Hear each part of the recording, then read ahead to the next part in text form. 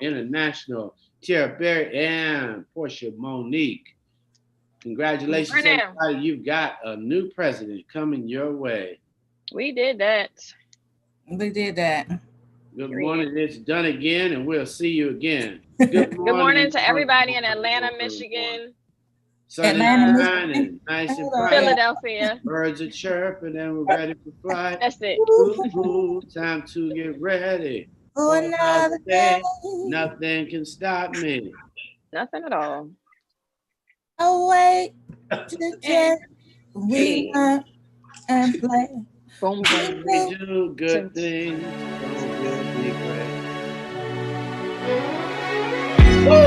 The sun is shining, shining, nice and bright. Yeah!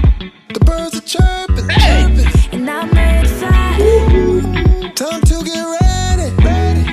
for another day. Hey, no one can stop us. Oh, we gon' learn and play. Oh, every day we learn and play. We do our best, so we'll be great. Oh, oh, oh, oh, oh, oh. You do your best, best. And I don't mind, Right. So let's get ready, ready, ready. 'Cause it's about that time. Good morning, morning to you. Good morning. How do you do? Good morning. Time to be great. Good morning. Let's roll the race. Good morning. your dance and play. Good morning. So start today, Good morning. Open your eyes. Good morning. reach for the sky. Good morning, morning, morning, morning, morning to you. Good morning, morning, morning, morning. How do you do? Good morning, morning, morning, morning, morning to you. Good morning, morning, morning, morning. How do you do? Good morning. You see me on my grind. Woo, stars got to shine. I'm a supernova. Yeah, you see me taking over. Yeah, I'm on the move. I got a way to stride to. So let me hear you say. Hey, every day we gonna work and play. Hey, hey. Every day we gonna work and play. Hey, hey. Away. It is time. It is that day. Everybody in the world's coming to Atlanta, GA. We're taking over Georgia, y'all. Everybody, this is Rolling Out AM. From now till January 15th, we will consider ourselves Rolling Out AM the Power Party. So get ready The for the fifth, the Power fifth. Party.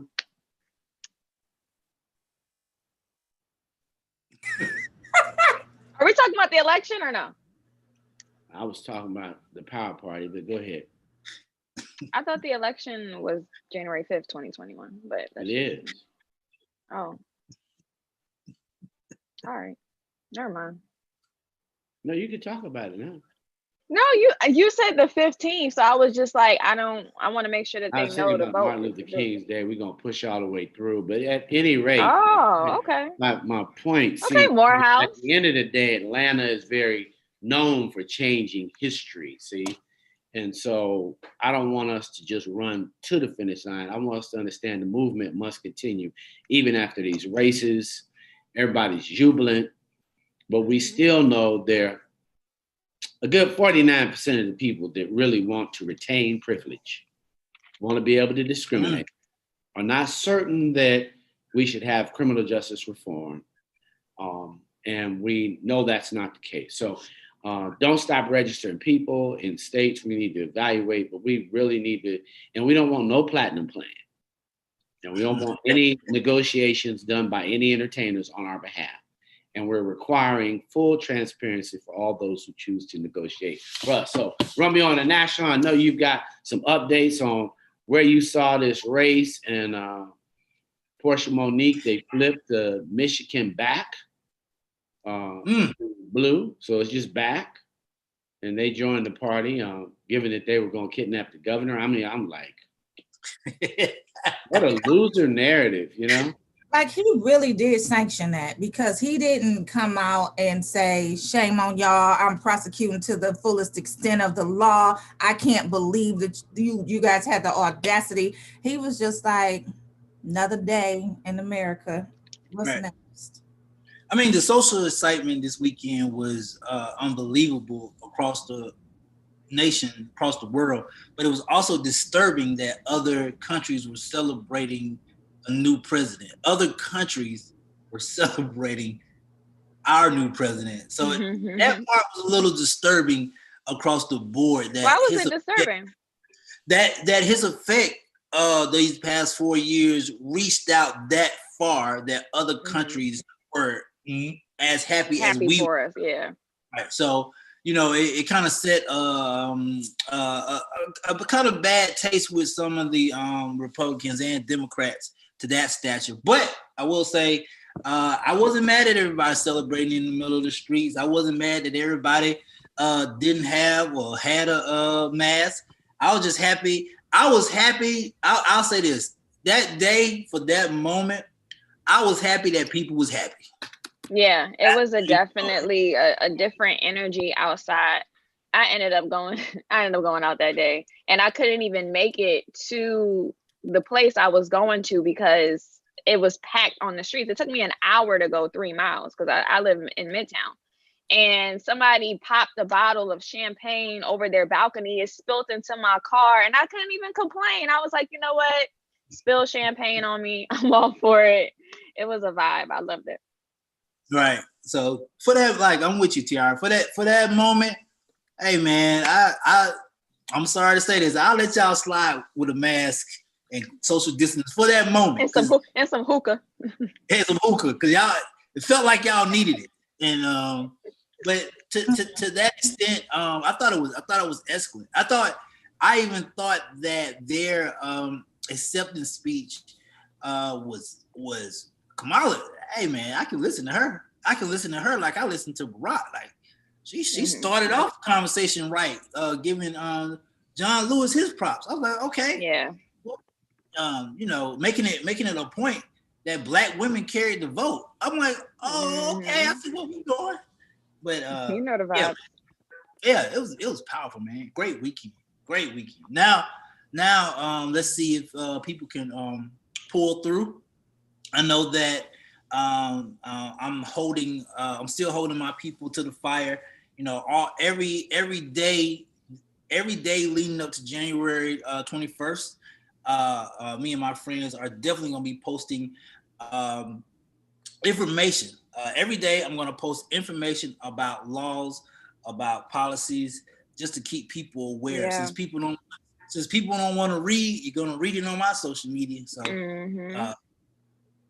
here go Ebony again. Ebony, how are you? Welcome. She's hosting today, Romeo. So Lord. She got a whole new, she can be here. She'll be able to tell us about being an entrepreneur, but she flew all the way. So how do you feel about, you flew all the way to Chicago. Now everybody can come. Is there a new drink special called the Biden-Harris special, or is there a new meal called the Blue Wave? Biden, B-Y-E, the Blue Wall. Biden. What you got over there? We celebrated yesterday at the restaurant. A lot of people came out. Great successful elections. What's the name of the restaurant? Huh? Which restaurant? We celebrated at Nouveau yesterday for our mimosa. And it was amazing just to see all the people come out, to see the excitement, just to see how people are ready for a change, something different, something new. So it's definitely a celebration. We did not do a drink yet. It's coming, but we did not do a drink yet. I think we were so happy and just knowing. I don't think we really knew when it was going to end or when they were going to even announce the president. So it was almost impossible to do a drink or a food special because we really just didn't even have a date, which was crazy, but we didn't. So what's the inspiration behind the drink? Will it be blue? Will it be Biden? Yes, I ran out of blue. I wanted to wear blue today too. It's beautiful. Oh, thank you. I think we'll probably kind of host it more so on our vice president, having a female vice president. Pinky green? Yes, I love a pink. That's just something different. That's from a HBCU, like it's just different. So we're gonna probably focus it on our vice president. I love it. Love it. Yeah. Love it. When you was watching it, I know I was talking about this earlier. What did it disturb you, people's reaction? Like I'm curious. Like, not disturb you, but you know how people reacted. Did it surprise you? No, not really. No. Yeah, when I think about it as a whole, of course you had some people that definitely wasn't for it, but then the people that's actually ready for a change, that's excited to see a female vice president, that's I believe is going to make a lot of changes. I think that it was just two different ways to look at it. You know, there was a lot of hatred that was around, and then there was a lot of excitement. But I mean, the focus should just be on us as individuals helping to make these changes, because one office can't make all of these changes. We actually have to help. So just to see that we now have a start of something new, of something different, that was exciting. And I mean, I think we've already seen the hatred that was already building up during Trump's 4 years. So no, I definitely wasn't surprised at all. Right. That's good, man. That's good. I still tell people over the weekend I was having great Twitter conversations because I didn't want to make people feel left out. I was asking them, I was like, hey, you voted for this man. What were you actually voting for? Like, you were engaged in the cronies. You were engaged in the Trumpeteers. Deep in the red states. I got into a couple of back and forth. Dust ups. You know how I am. You know how I am about these hands. So I got into a couple, but it was interesting to hear people say, "Oh, I'm losing." It was interesting to hear people say, "I'm losing my rights. I'm losing my privileges," and this is a travesty against the United States. And then I just went into it like, well, what is your rights? It ain't our, it ain't our. Like, everybody don't got the same rights. It's a my right thing. So it was interesting to watch this weekend, man. I want to see if I can pull some of it up. It is very interesting. Yes, please do, because I'm interested in knowing how they actually verbalize. And here's the other side of it. Like, so Trump definitely emboldened the racists to come out, and they were not scared to show their faces. So I want to know what they're going to do now that Biden is the president-elect. Like, are they going to go back to hiding behind the rocks, or are they going to stand out front and say, yep, I'm still a racist, so what? Now half of them are exposed. I'm just saying, but still. I think it determines on how whatever he says, right? Because he hasn't said anything. I think it's determined upon how he exits. If he exits Trump? like a man, yeah. So what he said? He said he won. He said he won. I know that, but I'm saying if he exits like a By man, a lot. everybody will be cool. But if he exits on, they stole it from me, this, that, and the third. If he exits on that way, it's just gonna light people right back up. It's gonna light people right back up. Watch. Ebony, what do you think, Ebony? I don't know. I think it can go either way. I think now that people have seen that our voices do matter. We made a stand for Georgia to go to a blue state. I thought that was amazing. But I think that people see that we're tired. So now we're standing up. So I think that they might get a little scared because they know that we're tired of it. We're using our voices. We're standing up. And I think that they might back up a little bit because what I've seen this weekend with people following people with Trump signs, like, I think it was just ridiculous, some of the stuff that I've seen this weekend. But I've also seen a lot of people starting to back down. So I think it could kind of go both ways. But again, I have to agree with Romeo, unfortunately. It just kind of depends on how he comes out of office. I think the thing that everybody is not used to, because people literally have trauma. So part of you, listening to both you and Romeo, sound like people who have been traumatized. I'm not sure where it's going to happen. I'm punch drunk. You know what I mean? I've been in a fight. I started my restaurant, and all of a sudden we got COVID, and so you punch drunk. You're really going through a trauma. So it really don't matter, because the reality is just shaping up now. Given that our whole, Black has been traumatized at the end of the day, because you didn't have a Justice Department. I mean, like, we're talking about these people like they're people. There was no Justice Department. There was no Civil Rights Division. There was no Eric Holder. So when you think about it, there's no Eric Holder to come in. So yeah, they could say whatever they wanted. They could be vicious. They could be police officers that shot 26 times. They could be police officers put their knee on their neck for 8 minutes and 46 seconds, and the Justice Department was silent. So you won't have a silent Justice Department, given that our Vice President-elect is a prosecutor. And she will be able to, when they pick somebody to run the Justice Department, we will be able to get some level of justice when we had no level of justice in this last administration. So we're still traumatized. I mean, we need to vocally describe what it is. It's trauma. Yeah, You know? 400 years of trauma. Right. So on top of the 400 years, these last 4 have been exasperating.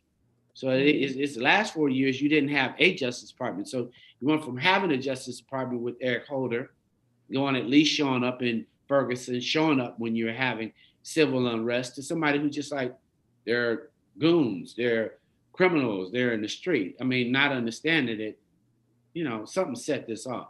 So I think having that, many of your racists, many of your people that are literally, you know, attacking our nation will have an eye on them. You got to remember, he pushed the FBI to the left, got to be in the left, you know, don't investigate Breonna Taylor. Now you have somebody that can.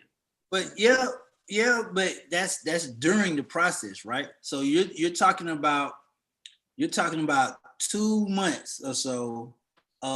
First of all, the man is solid. Let's start with that. That's dangerous. He's golfing. He's golfing. That's how he copes. He's very busy. No, That's golfing. see, That's this is from a social media, because I was on social media this weekend. Social media did what it hasn't been doing, flagging him. He was used to getting away with lies every day, and they would watch everybody go to his page, and it would become the news. You know, there wasn't a time where the news just took the camera away from him. Mm-hmm. Like, you know what? You're not even saying anything that's honest and truthful, and people panned away. So now you're sitting there talking about the bully doesn't have his pants on anymore, and everybody knows he's naked. So, you know, you've heard on social they are attacking his wife. Like, you know, at the end of the day, she didn't write what she said. Come Get on. out. Who wants a first lady that showed all her body parts? Go back. So Now, it after was, 4 years, yeah, I'm just saying, people have been waiting to say it. They've been waiting to say it. They didn't want any retaliation. So, you know, Ebony, it was trauma. Most of us have been going through trauma. You know, you had people that even agonize in Romeo when it wasn't decided. You had people on from Tuesday to Friday or Saturday. They were all depressed. I think we lost. I mean, they lost faith. even from that prayer that Paula Dean gave, was it Paula Dean? No, Paula White. Not Paula Dean. I'm thinking about food. I'm hungry. She definitely thinking about food. Yes. Black ancestors. I didn't even know you could call black ancestors. She called on black ancestors. African. Girl, go on and sit down. That was Apparently somebody taught her magic. I don't like that. We gotta keep that amongst ourselves. I ain't never seen that before. I watched it. I was like, what name? Who is she calling? Because I ain't heard none of them names before. I had to turn it off. That's a spell. Struck down. I thought she was gonna get struck down in the middle of it. I was like, girl, I don't need no parts of that energy. Let me just shut it on down. I swear she said Bankhead. I was like, East Side, West Side, Bankhead. I was like, what? That? She said Bankhead. I'm just saying. Yeah. But you know, I'll end like this.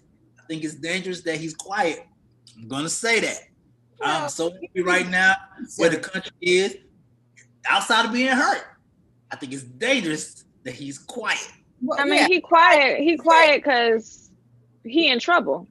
And the like best thing he doesn't have his bullhorn. He can't get on his microphone and amplify his voice across the world. Trump is going to jail. I can't wait. I'm hoping that he is appointed Attorney General of the United States, and I hope she prosecute every single one. You don't have to wait. They in New York, they're waiting. There are lots of people that are waiting, you know, because you won't have that presidential immunity.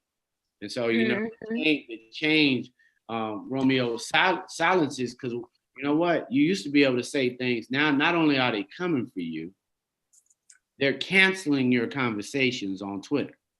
They're flagging everything you tweet. Anybody? I'm finna throw this out. TR, you about to be mad at me. I'm finna throw this out there. He ain't going to jail. Oh no. The best, if he doesn't want to go to jail, I recommend he resign, give Pence power, and Pence can pardon him. That's the best thing for Trump to do right now. He got too many names and too many collaborators that he's dealt with over the past 4 years that don't want their name brought up. Putin got like $1 billion on his head too. No, I'm talking about American businesses. He got too many American businesses, NRA, all these people that have helped him over the past 4 years. They're not gonna want him to say their name. He ain't going to jail. You think the IRS is gonna let him slide? I think so. I think so. Well, it's a new day in America. I think people are very angry. I think people have been waiting for this moment. And I'm not certain that anybody gets a pass because they began showing the tax returns. So they're not given a pass. And you got to remember, he's not quite in the club. Like, it's not like George Bush is saying, hey, happy day. They're just illustrating how rude, how despicable his behavior is at this moment. Like, everybody gave you the privilege. Now you can't do it. And they're writing the history out loud. So they're not waiting to revise or edit. They're like, now. And so you got to imagine the people that he has hurt in New York City, where hundreds of thousands of people contracted and some died from COVID. They're not going to be forgiving. You know, it's not one of those things where we're just going to let you pass. But people have died during your reign. Mm-hmm. So this is a traumatized city, because New York, they feel like, you know, you let it in. That's how New York feel like, you let it in. So you could imagine you could actually get some type of tribune that might go hard. And I think there are people waiting to prove that narrative, because now we will actually be able to look and see what you knew. Mm-hmm. I'm just excited. I'm excited to not have to say the word Trump in 2021 anymore. Like, I'm so excited about waking up in the morning on Monday and not having conversations about him anymore in the future. That's what feels good. I'm excited to start having conversations about what Biden has promised, what Harris has promised, and what we have to do to make sure that they fulfill the promises that they gave us. Prove to me I made the right decision by voting. That's all I ask. The question is, and I know that we're having a whole headquarters for this whole Senate race. It must be at Nouveau. We must be having the whole headquarters. That must be the watering spot for everybody who's running. We should definitely be going live. The morning show should be live from Nouveau during that whole period, so we can have this race. So what you gonna do for the race, Romeo? I know you got something planned. I know Tierra has something planned. I know the Power Party has something planned. I know Portia, but what you got planned for the Senate race, Ebony? You're on mute. That button. There you go.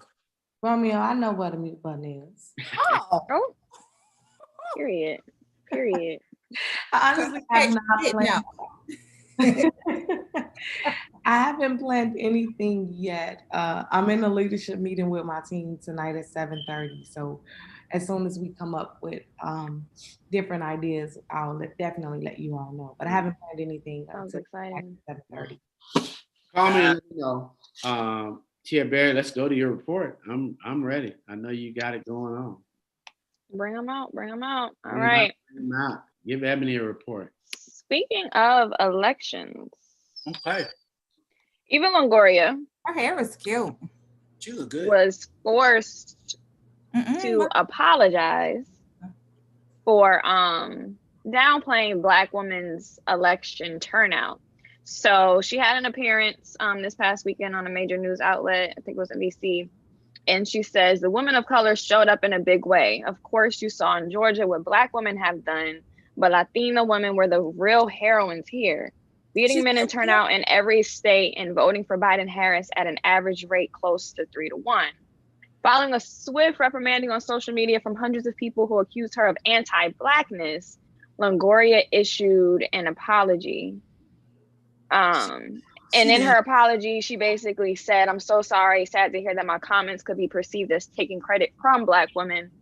When I said that Latinas were heroines in this election, I simply meant that they turned out in greater numbers and voted more progressively than Latino men. My wording was not clear. I deeply regret that. There is such a history in our community of anti-Blackness, and I would never want to contribute to that. Okay, so you forgiven. It's fine.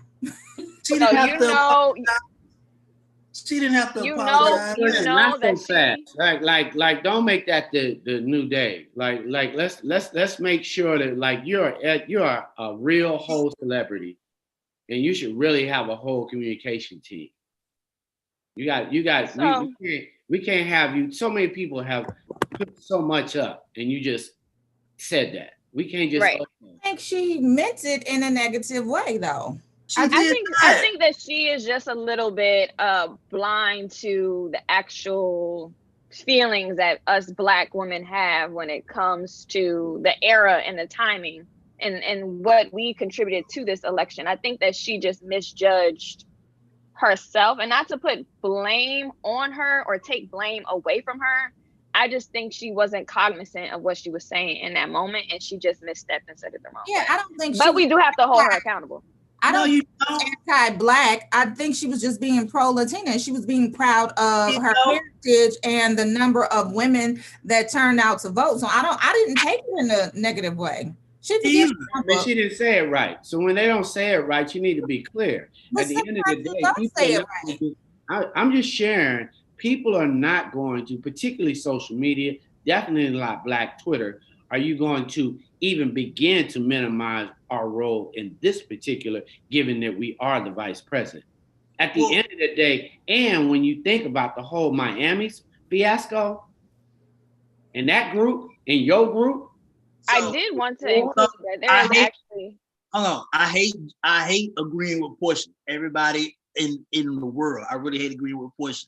But if you really would have paid attention, her and three others, I cannot remember their name, Zoe Zaldana and somebody else, their whole process during this election was promoting Latino women to vote, not promoting Black women, Asian women. Zoe Saldana, she reps Afro-Latino.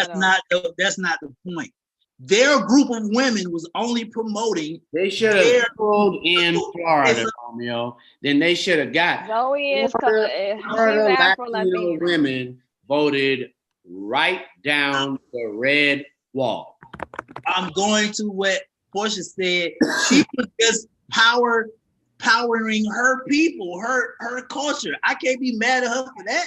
That was her whole promotion during the thing. She wasn't promoting for everybody. She was promoting for Latino women. So I did want to add that there was an author, Daniel Jose Older, added, this is not okay. Even Longoria saying Black and Latina women as if they are two separate categories is erasure of Afro-Latinas. Yeah, Black women did a lot, but Latinas are the real heroes is both wrong and foul. And a lot of our folks went for 45. We need to deal with that.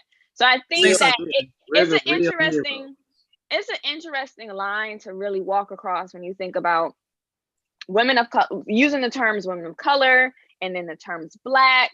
When you refer to yourself as a woman of color, are you including or excluding Black women? It's a lot of conversations to be had around a lot of Latinos who deal with anti-Blackness. And for her to make her apology and say that she's aware of the anti-Blackness in the Latino community, I think that she's acknowledging that she was wrong.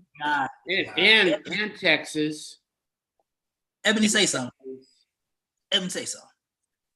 Like, I'm serious. Like, Ebony, say something. Jesus. I watched some of it, and for me, I think it was more so her trying to get her people to vote, but I think her language was wrong. Her delivery was wrong. I think she could have said it a little bit different. And again, being a celebrity, maybe she should have had someone on her team to write out what she was trying to say before she said it to everybody. Never mind, Ebony. Never mind. Oh, so listen, no, so I agree with Ebony. So celebrities have entire communications teams. I do agree. However, we are living in a day and a time where people are highlighting every single mistake that we make. And if making mistakes is your path to success or the way to figure out how not to do something and figure out how to do something and lead and be successful, then damn it, make a mistake and be forgiven for it. Like people sit up and say, oh my God, it's just not forgiven. Like she's never come out against anybody and said anything wrong. And the moment that she does, okay, it may have been egregious at the time, but she immediately came back. She apologized for it. And I think that it was honest. I think that it was heartfelt. Yeah, I believe it was honest. We just had to collect her. It was her coming to Jesus. She got gathered. She So did. you telling me if Portia Monique built an entire campaign around mothers with children and voting, somebody should get mad and be like, well, what about the dads with children? Come on, man. What about to me, it was her language of Latinas were the real heroes here. You didn't have to say that and say, well, Black women did their thing, but this is what the Latinas did. Like, no, just say Black women did their thing. My Latinas came out too, and point blank period, we won the election. It didn't have to be a separation factor of Black women versus women of color. Point taken. She learned her lesson. I promise you that'll never happen again. I'm sure she did. Because I'm being nicer than Twitter was. All right, let's bring up the next story. Terrible. Let me make sure I include everybody in this tweet. Aww. All right, I know you guys saw this over the weekend. I was really saddened yesterday to hear that Jeopardy host, longtime game show host Alex Trebek passed away yesterday at 80 years old from stage 4 pancreatic cancer that he battled since 2019. So he put up a really long and hard fought fight. However, he did succumb to the illness yesterday, and it was just a really hard moment for a lot of people out there in the world. Well, I'm gonna say this the wrong way. Black men, hey brothers, health is wealth. Get your checkups, man. Don't be afraid to go to your doctor. If you don't got a doctor, go to the clinic. If you can't find a clinic, Google something. Go to CVS. Hey brothers, Black men, y'all need to start taking care of y'all health. Yeah, John Lewis had the same pancreatic cancer, so it's. They said that is one that really sneaks up on you, like you don't have symptoms. It kind of catches you off guard, and then it's rapid. So it's not one that like you go in and you get your prostate checked and everybody's there, or colon a set of time. It just kind of shows up in your blood, and you've been going to the doctor. Believe me, John was going to the doctor. It wasn't that he wasn't going to the doctor. And the fact is, Romeo, what you're advocating for on a regular basis will at least just sustain you through those years, so that both of them could get some type of treatment without checking you out. So I think you're encouraged me, but you got to have accountability partners even in all of your health. Like it's a whole thing. It's body, mind, and soul. And some people think that it's just the doctor. Some people need to start at the psychiatrist. You know, you might start there, because it will showcase why you're not motivated to go to the doctor.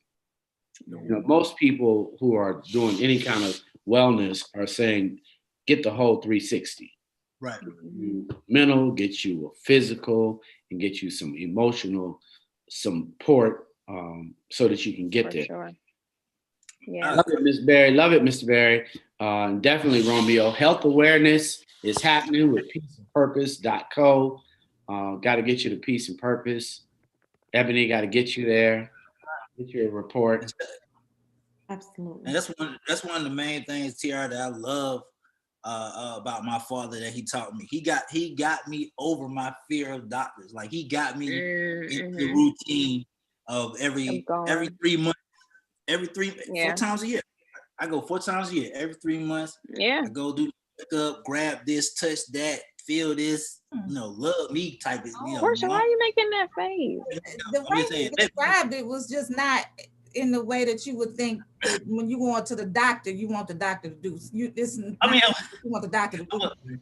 I'm a dude. Oh my gosh. All right. Well, you gotta do. Back to Alex Trebek. Let me know I'm okay. Okay. Go back to Alex. Rest in peace to Alex Trebek. It tore me and my grandma up because a lot of the years I spent bonding with my grandmother. I would just answer random questions. She was like, "How you know that?" I'm like, "Because I'm smart." So shout out to Alex Trebek because I did learn a lot from him. And just me growing up as a child. So I know he was on that show for decades. And he taught a lot of us a lot of different things. So he did. My mom is watching not a new game show, but it's an old game show that he used to host way back in the day. She watched the Game Show Network. And I forget what it's called. It's called Master Match or something like that. And I was like, Alex Trebek. I'm gonna find the name of it. But hey, and don't flex. That show was hard. You can't even flex. Which one? That show was hard. The one I'm talking about? Jeopardy was hard. Oh, it's hard, but when you know an answer, you feel so good about yourself. It releases endorphins. Yes, it does. It really does. Like you don't won the money. I won. I got it. And I only got one. I got one right out of the whole row, and I'm like, I'm good. Pay me right now. I'm cashing out. All right, I got one more story, y'all. Let's bring it up. Hey, Ashley. All right. So early this morning, there was an announcement that Pfizer's COVID vaccine prevents 90% of infections in a brand new study. So this is really interesting news. Bloomberg says that it's really positive and happy news going into 2021, that there may be a new vaccine that can control this virus. There's been a lot of studies. A lot of people are testing it out. They're testing it on about 1,000 studies where they're giving the vaccine and then they're giving the placebo. But at the same time, a lot of people are like, do I want to take a vaccine for COVID? Do I not want to take a vaccine for COVID? There's been a lot of pushback, but this one seems to be a possible cure for coronavirus. I don't trust it. I don't believe it, Emily. I don't trust it at all. I'm not interested. No. So y'all never gonna want to take a coronavirus vaccine? No. After the first million people take it, then I'll take it. I think I'll pass. I'll just keep. But the part of the sale is going to come from seniors. Like part of the thing they're going to do is say, well, let's give the vaccine to the most vulnerable.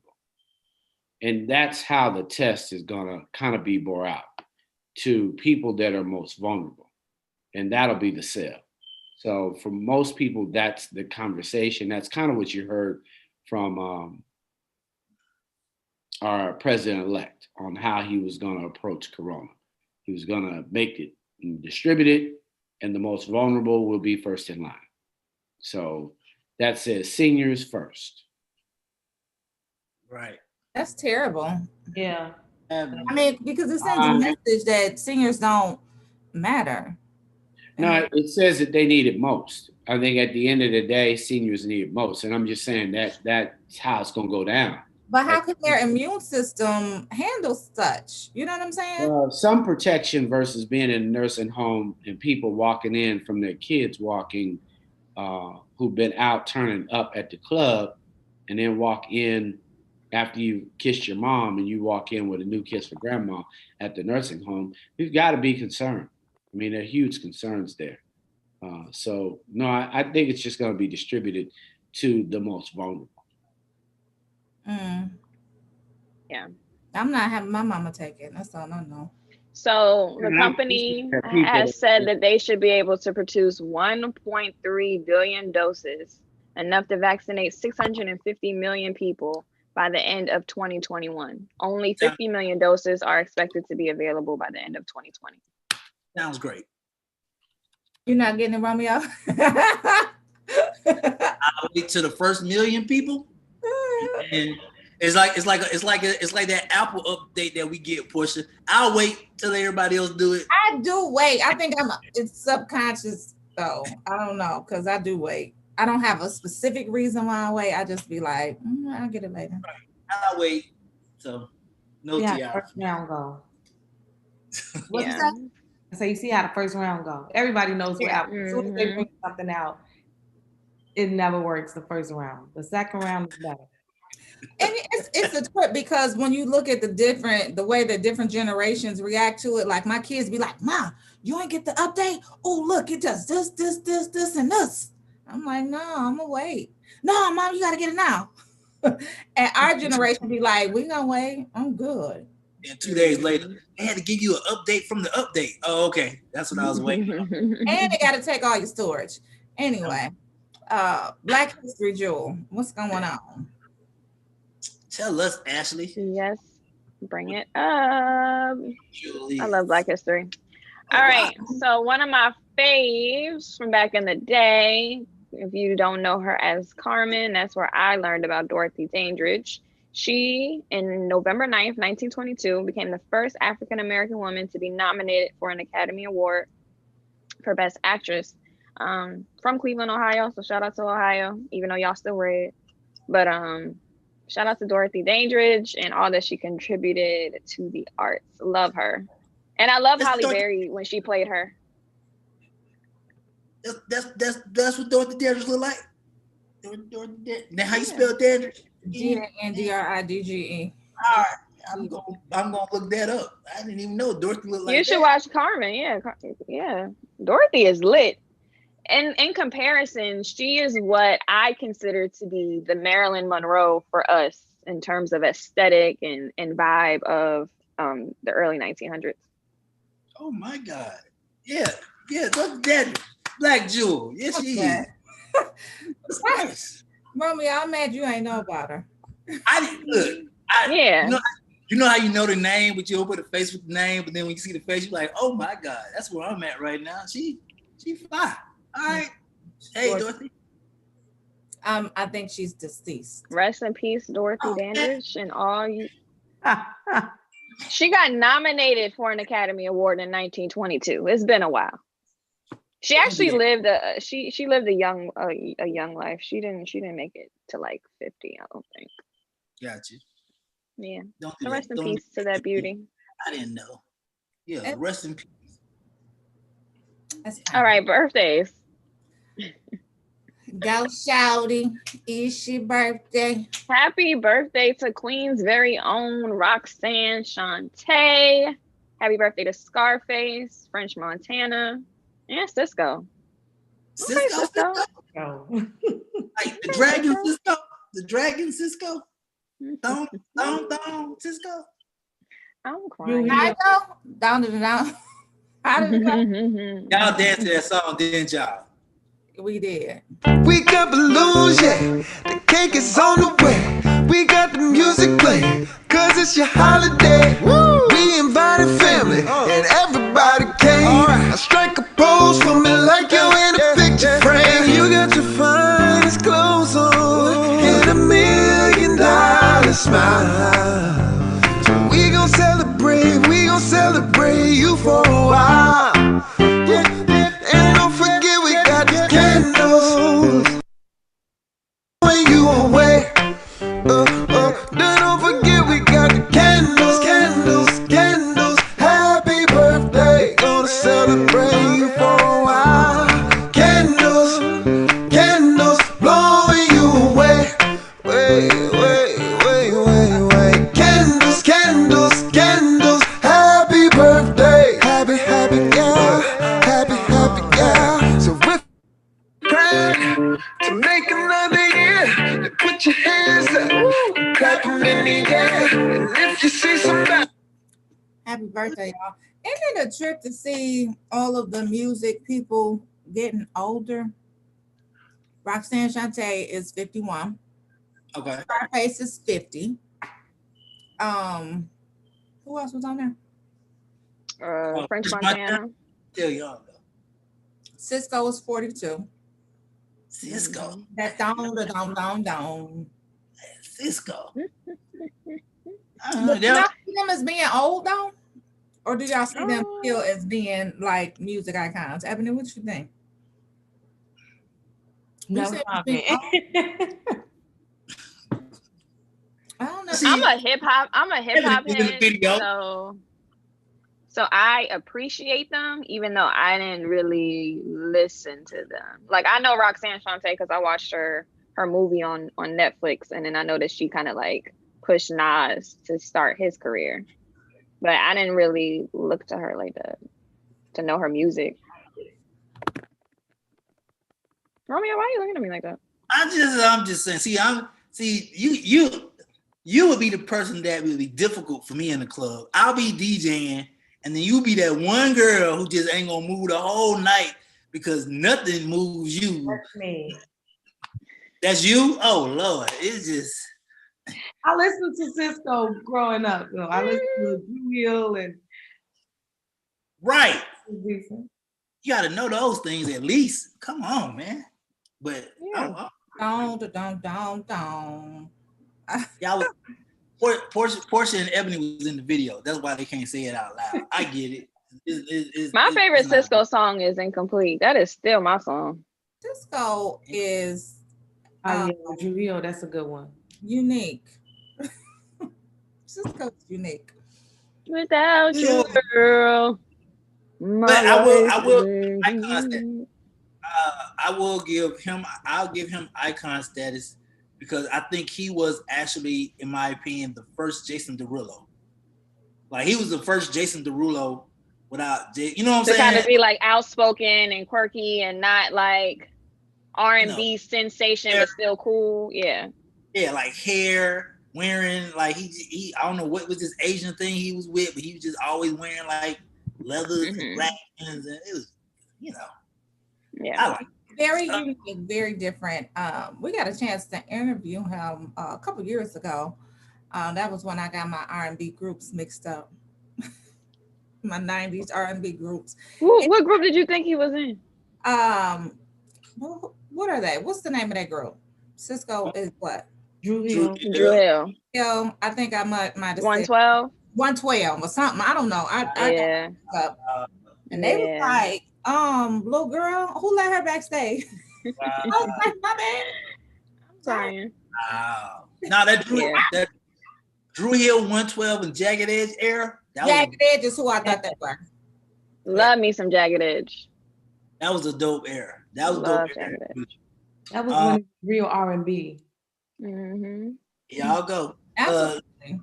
Y'all go. Let's go to the social report. Wherever Ashley gonna go, I'll go with her, even though she don't bring herself on camera no more and let people know what she's doing. Hey, today in hip hop history, Jay-Z dropped his American Gangster soundtrack 13 years ago. American Gangsters, starring Denzel Washington, and my favorite Frank Lucas, Russell Crowe, Common, T.I. It was just a powerhouse. If you haven't, Idris Elba was in there, but he got shot. Spoiler alert. But you gotta go watch. You gotta watch. I was mad at that, but go ahead. One of the best soundtracks. If you're not in hip hop, Rock Boys in the building tonight. That's one of the best sounds. See, T.I. That's T.I. There you go, right there. It won't. She ain't dancing to those city girls, but she'll dance to that. I'm dancing to City Girls, and I'm dancing to Rock Boys. I'm multi-hyphenated.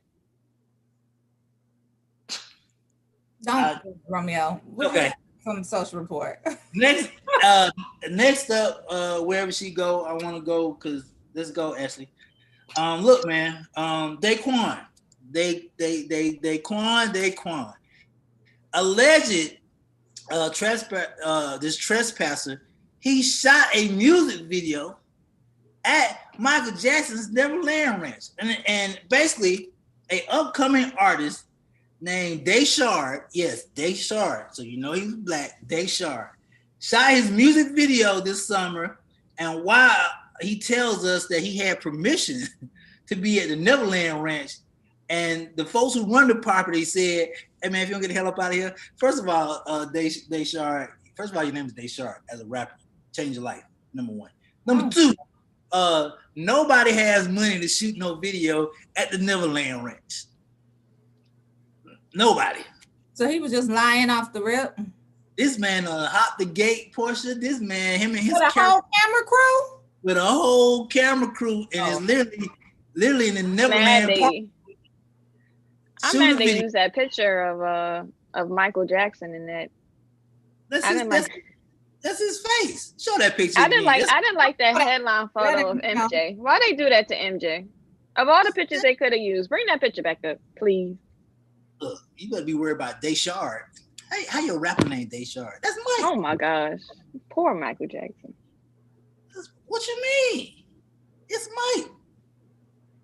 Hey, look. That's a sign. Young Mike. Don't like yourself. Look, let me tell you something before we move on. I ran into what Michael Jackson did I run into? I ran into Remember the Time Mike. That's when I got into Mike, right? So that was his face. I didn't know the difference. That was not Remember the Time Mike. That was Remember the Time Mike. He was a little bit close. It was close. Because y'all remember when he was running through the pyramids with Eddie Murphy and video, so it was a little close. Close, yeah, that was him.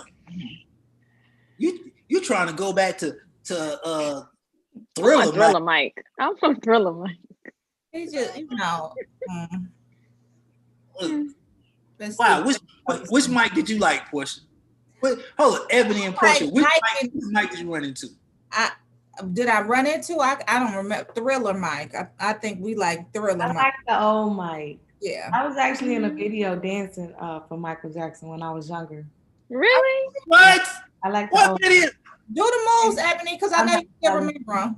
No, Ebony. If I find it by myself, Portia know what I'm gonna do with it. I'm about to plaster your face all over. What video, Ebony? I'm not telling you. No way. All right. No, I still. So we could actually see you in the video dancing. It was my our dance team from my block club party. We did it. So it was about 12 of us. Oh. Yeah, I used to be on the church team. We danced to Dirty Diana. Dirty Diana.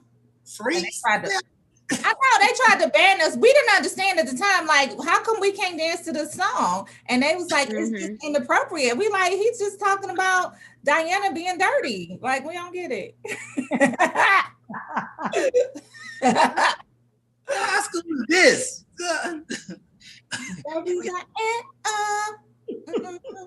You still know the routine? I know portions of the routine. I got to hear it come on from the beginning. What about you, Ebony? You know your routine? No, I don't know no more. I can't. Oh my God, I don't know how to dance anymore. I don't know what happened. Yes, you do. Man, naturally. Romeo, don't start. Ebony owner, one of the hottest joints in the city, and she don't know music, she don't know how to dance, and she don't know how to drink. Lies. She knows it all. I like a lot of R&B. I love old school music. Lies. They play City Girls in your place. I know this for a fact. City Girls, they play. And you be bouncing to it. Okay.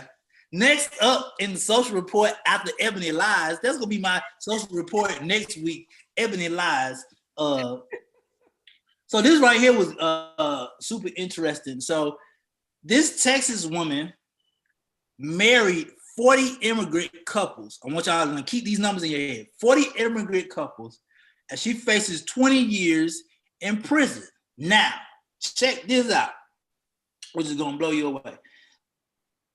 She charged $70,000 for fake wedding documents so that people could obtain legal residence in the United States. 40 immigrants, $70,000. Now, the spouses will also pay an additional amount of immigrants to benefit and receive admission into the United States. So she's just being greedy. That's how she got caught. I'm a state official, so this 70,000 gonna make you to get you in the States. But the 70,000 is gonna marry you. Now, you want me to get you in the States after I marry you, it's gonna cost a little bit more. 40 people, 70,000. And she only getting 20 years. Man, she racked up. No, that 20 years, she look a little old. So that 20 years, She didn't have to give that money back. She probably had to pay some type of restitution. She got to pay a fine of $250,000. So what? She did it for her family? Because right about now, she probably isn't good on her family. Like, I'm good. I just want to be out of jail. Well, she 20 years is a long time. She was a state official, so she wasn't doing nothing for her family. She was a state official. She was just marrying the immigrants on the board in Texas. This was in Texas too. So I think she was a state official, like on one of the borders. No, so, not literally for her family, but for the money to give to her family, because now she's locked up and she can't spend the money, even if she stashed it somewhere. Right. Like, I would rather have my freedom than to have the money that she did it for. And then she did it in a way where she was just being greedy. That's probably how she got caught. How'd she get caught, Romeo? They did not say how did she got caught. The arrest. Somebody probably snitched on her. Right, somebody told on her because she was being greedy. Definitely not worth 20 years. Jesus, that's a long time. That's a long time. Yeah, that's too long. And she worked in customs enforcement for Homeland Security. So you know that guy. Yeah, they got her. They got her. You know, you sitting on the line looking at people like, yeah, I know y'all want to come to the United States. That's y'all. And I think it's something that if you get prosecuted like that, there's no chance of you getting off for like good behavior or nothing like that. When they lock you up, when the government locks you up, you ain't no good behavior. Probation. You serving your whole 20 years. 70,000 times 40 couples. She did it 40 times. She probably did more than that. She just got caught. What's that? 2.8 million? I'm looking right. 280,000. Then on top of that, 2 million. But that's it. How much was it, Portia? Million. I mean, if you got 70K to get into the United States, keep that, brother. It don't cost 70K to come to the United States. I don't know who taught y'all math, but I need to come help y'all get over here. I'll take half. I'm off. I ain't supposed to say that out loud. I'm sorry. Stop being greedy. Do your job right. Stop being unethical. What the hell? I get you a job at Nuvo. Come on, people. What? No, you won't. Ebony said, no, you won't. She said her HR is taken care of. No. So, yep. So, sorry, ma'am. You will be spending your next 20 years in prison. Where does that money go to, though? Where does it go to? She stashed it. I'm sure she did. She got to be stashed. People do a lot for the love of money. For the love of money. Somebody help me out.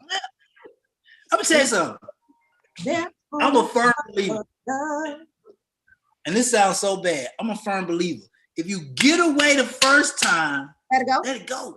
Let it go. Mm-hmm. Let it go, brother. I watched that show. I almost got away with it. And then you be like, that was their mistake right there. Y'all watching on the ID channel? I almost got away with it.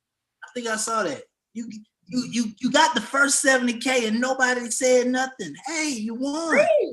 Greed.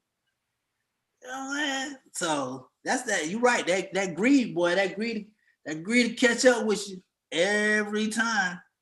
For the love of money. Last but not least, or is that least but not last? Because here we go in Atlanta. I really want to ask Ebony about this. So, King Von got killed over the weekend. Chicago rapper, right? He lost his life, got into an altercation following a shootout. 2 people got killed, 3 were injured outside of an Atlanta lounge. Now, here's the thing. And King Von was I want to say he wasn't top tier, but he was getting there. He was super high. Here's the thing about Atlanta. I know there's a lot going on. I know a lot goes on in Chicago, and I'm not sure how Chicago operates. I do know how Atlanta operates. How Atlanta operates is you can't try people in Atlanta publicly because they're gonna react publicly. And the lounge that he was at, they said the name and I can't remember, but the young man got into the fight outside of the lounge. Security put them out. They got into a fight outside in front of the lounge. Someone pulled out a gun and just started shooting, and he died.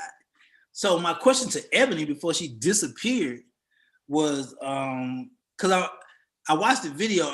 I'm real curious about how that works when it comes to venues, because I've DJ'd a lot of venues where, you know, fight altercation breaks out. Only thing security do is throw you outside. And then once you outside, you're on your own. It's like, hey, you off the premises. So I'm trying to figure out, is there a better solution to that? But Ebony disappeared. She, I don't know what happened. I think it was her connection because she dropped from the call. But Ebony, Romeo, I wanted to ask, so was he in the altercation or was he like an innocent bystander? He was in the altercation. And it comes to that thing where, you know, not pointing fingers, it comes to that thing where we always talk about, some of y'all, I get it. Some of y'all rappers want to be hard. Bullets don't care how hard you are. People don't fight no more. I mean, I fight, but people don't fight no more. So he was in the altercation. And a lot of people are blaming the venue, number one. And then a lot of people are blaming the security of the venue. Oh, Ebony is back. I thought she was running from my question. Man, I see where our relationship gonna go. Definitely Ebony. not running from your question. Yes. She said, So, I scared. So you know, my question was, and because as an owner, I DJ a lot of venues.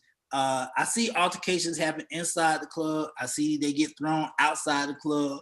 Most venues are like, once it's outside the club, it's not even their thing, right? It's you. Once you outside my door, whatever y'all do at that point. But from watching the video, there was no clarity on, you know, the venue security saying, hey, leave the property, this, that, and the third. They just let them get into it. What's the typical policy when it comes to not, and I know you can't speak for everybody, but I'm just saying in typical. What's the typical policy when things like that happen inside of a venue? I'm calling the police when I see an argument, or if I see people just like, you'll rather call the police and get the police involved versus someone losing their life. Exactly what happened. I mean, just looking at the video, I watched it several times and seeing what happened to Vaughn. It's heartbreaking. But I think that as the owner of any establishment, you don't want to ever let anything like that happen on your property when you know you could have done something. Even if the employees, like my team, know if you see an argument, let's get on the phone with College Park Police. They're a few minutes away. Let's get them on the phone. Let's get them here just to eliminate anything, because you don't know what can happen. So I think we got to learn to be, a lot of times people like to see the fights. They like to see the arguments versus trying to prevent it and get the police involved. I think that a lot of people will just let it go left. Like, it's not at my establishment. It's not inside of my, door. So it doesn't matter. No, that's not the case. Like, I'm calling the police. Mm-hmm. Period. That's what I'm talking about. Period. Because that's sad though, just to watch the video.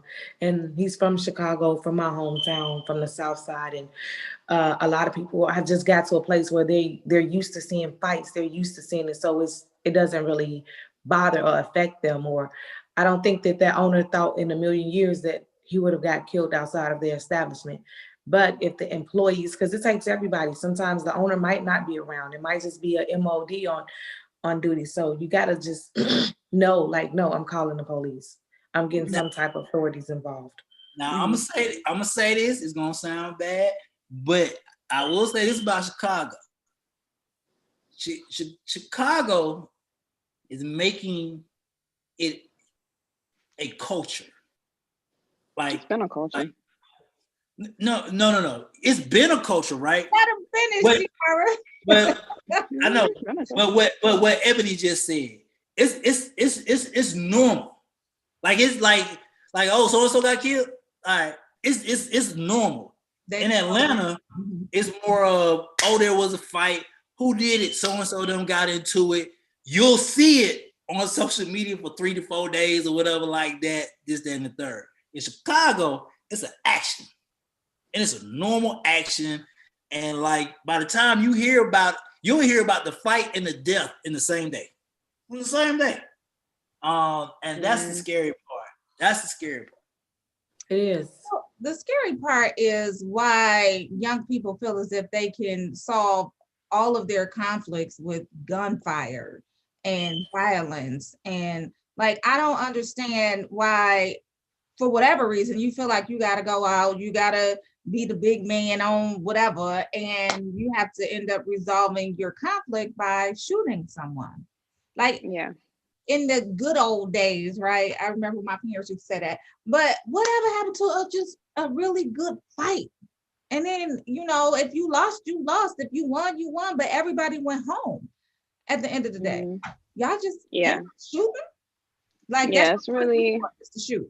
Like, we really need to get out here and teach conflict resolution, because right now our society as a whole just don't know what that is.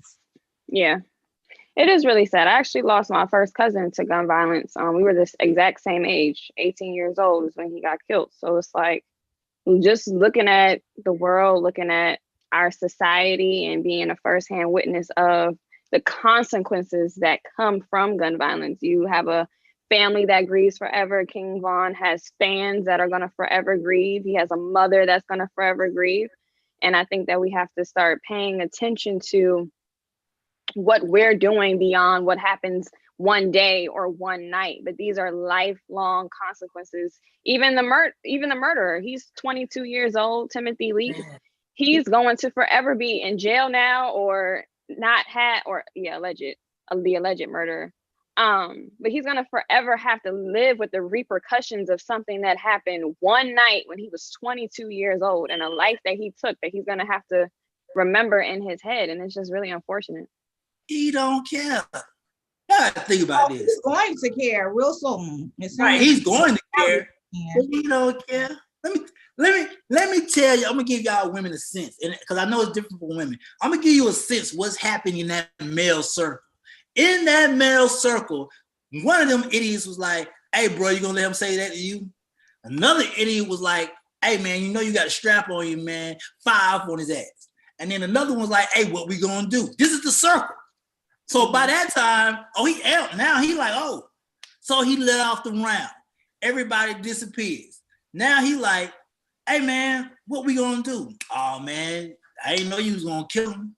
"Oh, man, I ain't know you was gonna shoot that many times." It's the circle, man. It's people not checking their friends. I see these idiots every time on social media. They not my friends, so I can't say nothing. But dudes be posting their guns like it's normal. I've never seen a culture where people post their guns and drugs at the same time. I'm like, I'm sorry, are y'all inviting the FBI to come to y'all crib or something? Because clearly, it's just the culture is different. Portion, it's just it is what it is at this point in time, and it ain't gonna change. It doesn't change unless we change it. I don't know, y'all. I guess I just don't. We gotta change it. It's just sad. I think it's just sad all across the board. Now, families are missing their loved ones, because whoever it is, they'll be in jail for a very long time. So, I mean, it's just sad both ways. Sometimes we got to think, we react to things really quickly without thinking about it. And you don't think about the families that suffer from it. I mean, like you said, I think a lot of it is changing your circle, change the people you're around, because anybody that promotes that, there's a problem anyway. Yeah. And then you got to pray. This is on the Ebony end, the Chicago end. Then you got to pray that his crew ain't as doesn't retaliate to go against their crew. And then 64. because somebody gonna be feeling like, oh man, I gotta stand up for Vaughn. That's what they talk about right now. Oh man, we can't let this go down. He killed Vaughn. What we gonna do? Now you the idiot listening to the other idiots that this idiot just did. It's the same circle, man. It's the same revolving circle. So what do we do about that, Romeo? I was about to say something. It's gonna sound bad. Like I'm a firm believer in this. If it has nothing to do with my family and it has nothing to do with my circle, I don't care because they don't care, and that's sad. It really is a sad. But until like the four of us, we push so much positivity, so much good energy, so much blackness, so much just love out into the world that at times people are hard of hearing, right? Mm-hmm. So it's better for me to call my homeboy, hey man, I just want to let you know, your son did great. I saw him in his little league football game, and you're a great positive dad. I appreciate you. That's my energy. Now to the other dude who child I don't know you. You can't get this energy. I'm worried about my circle.